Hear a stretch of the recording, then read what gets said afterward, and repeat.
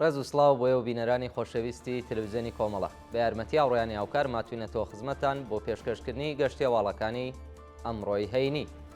سەرەتا سەردێڕی چەند هەواڵ. ڕاگررتنی حکمی ئەعدامی حەمید حسێن نژاد حەیدەرانلوو لە زیندانی ورمێ. بەشداری بەرینی خەڵک لە مەراسمی ناشتنی تەرمی هەژار عەزیز نژاد لە بانە. یان لە دەستانی کۆڵبەرێک لە سنووری پاوە. هۆشداری مایساتۆ سەبارەت بە ئەگەری ئەعدامی 5 بەندکراوی سیاسی لە زیندانی قزل حەسەر. یان لە دەستانی 17 فەلەستینی لە هێرشی ئیسرائیل بۆ سەر خان یونس. و بردومانی بەردەوامی حوسیەکانی یەمەن لەلایەن ئەمریکاوە.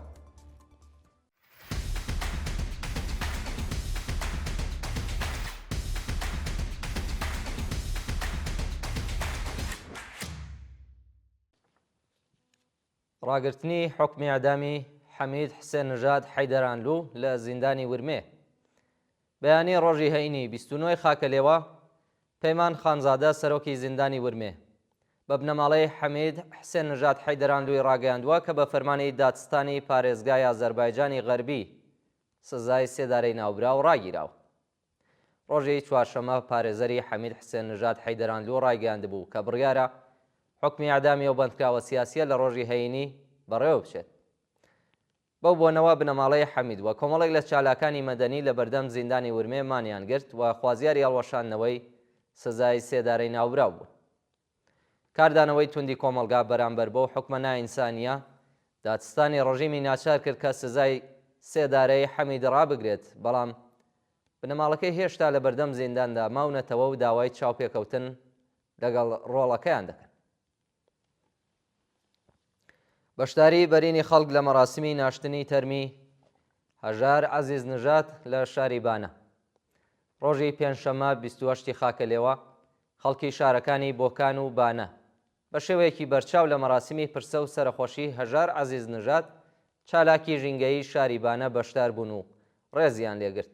ڕۆژی ڕابردوو هەژار عەزیز نژاد ئەندامی دەستەی بەڕێوەبەرایەتی ئەنجومەنی ژینگەی پاژین هاوڕێ لەگەڵ باوکی بە ناوی حسێن عەزیز نژاد لە جادەی سەردەشت بۆ مەهاباد تووشی ڕووداوی هاتوچۆ بوون و دەست بەجێ گیانیان لە دەستا.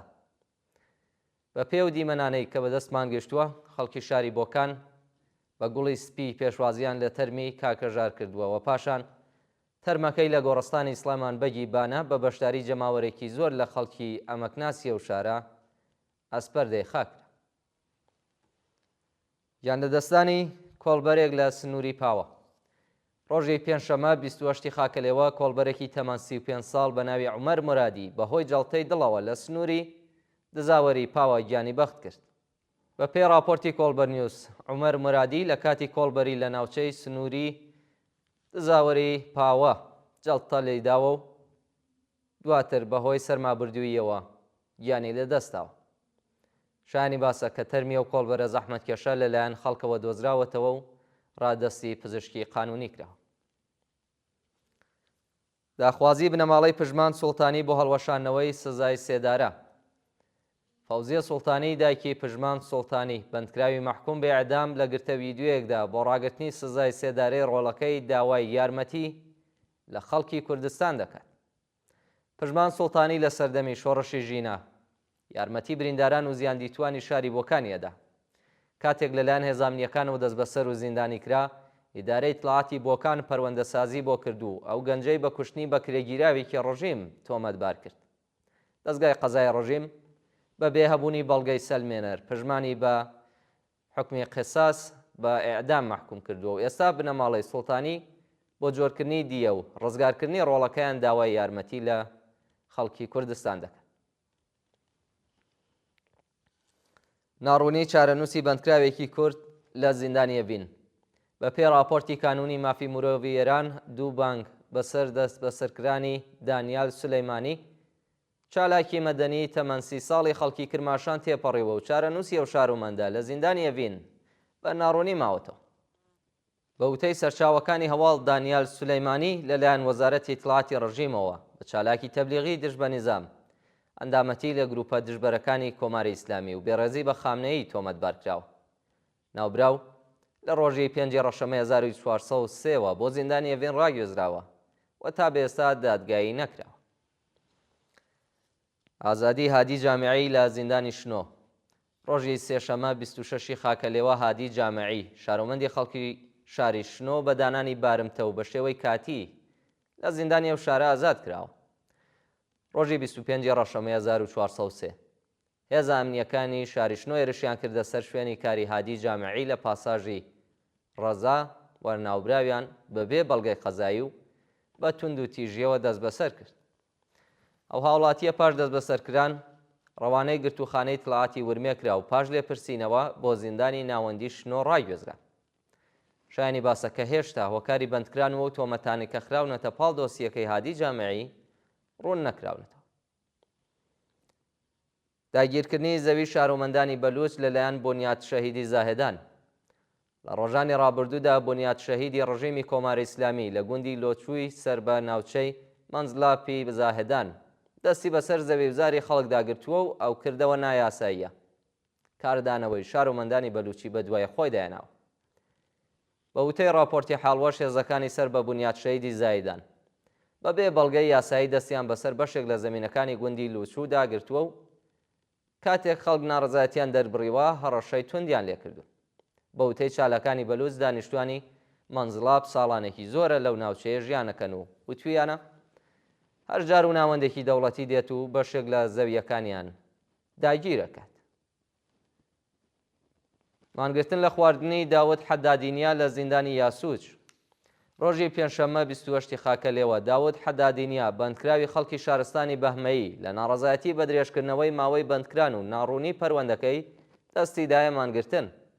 داوود حەدادینیا لە ڕێکەوتی 28 بەفرامباری 1403 و پاش گەڕانەوە بۆ ئێران لەلایەن هێزەمنیەکان و دەست بەسەر کرا. ناوبراو مانگی سەرماوەزی ساڵی ڕابردوو بە تۆمەتی تەبلیغ دژ بە نیزام بە 6 مانگ زیندانی تازیری مەحکوم کرا. مانگی ڕەشەمەی ساڵی 1402 هەتاویش چالاکە مەدەنیە لەلایەن لقی دووی دادگای ئینقلابی شارستانی لیکەک بە تۆمەتی بڵاوکردنی پرۆپاگەندا دژ بە کۆماری ئیسلامی بە 3 مانگ و 1 ڕۆژ زیندان سزا درابوو. سەپاندنی سزای زیندان بەسەر فەرامەرز سێدەهی لە ماشەر. فەرامەرز سێدەهی شاعر وەندامی کانونی نووسەرانی ئێران لەلایەن لقی یەکی دادگای ئینقلابی ماشەر بە زیاتر لە 22 مانگ زیندان مەحکوم کرا.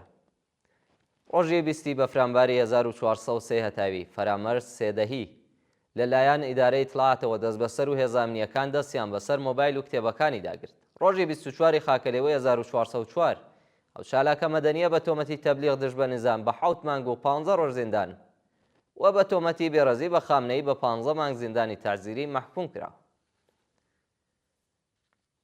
هۆشداری مایساتۆ سەبارەت بە ئەگەری ئەعدامی 5 بەندکراوی سیاسی لە زیندانی قزل حەسەر. مایساتۆ راپۆرتێری تایبەتی نەتەوە یەکگرتوەکان سەبارەت بە ئەگەری لە سێدارەدانی 5 بەندکراوی مەحکوم بە ئیعدام لە زیندانی قزل حەساری کەرەج هۆشداری بە دەستگای قەزایی کۆماری ئیسلامی داوە. ڕۆژی چوارشەممە 27 خاکەلێوە گاردی ئەمنیەتی زیندانی ئێڤین هێرشی کردە سەربەندی چواری زیندانی ئێڤین و 5 بەندکراویان بە ناوەکانی محەممەد تەقەوی، پۆیا قوبادی، وەحید بەنی عامریان، عەلی ئەکبەر دانشوەرکار و بابەک عەلیپور بۆ زیندانی قزل حەساری گەرەج ببورن کەرەج گواستوێتەوە.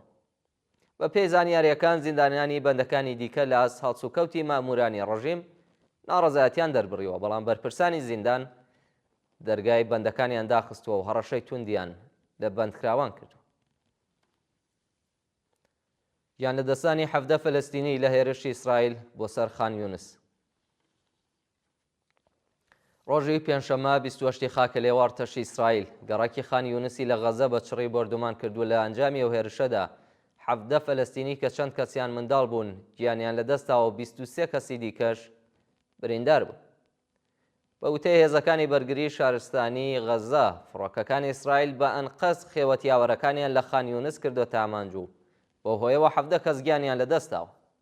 ڕۆژی ڕابردوو ڕێکخراوی یونیسف لە راپۆرتێکی بڵاوکراوەدا ڕایگەاندووە هەر ڕۆژە 27 منداڵ لە کەرتی غەزە دەکوژرێن، نزیک بە 39,000 منداڵ بێسەرپەرست بوون و ئەبێ 16,000 فەلەستینی کە 4,000یان منداڵن بە زووترین کات لە غەزا ڕزگار بکرێت.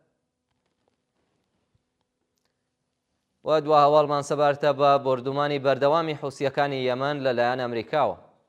شەوی پێنجشەممە 28 خاکە لێوە فڕۆکەکانی ئەمریکا چەند بنکەی نظامی و کۆگای تەقەمەنی حوسیەکانیان و بەندەری ڕاست عیسایان بە چڕی بردومان کرد و لە ئەنجامی ئەو هێرشانەدا 43 کەس کوژرا و بریندار بوون.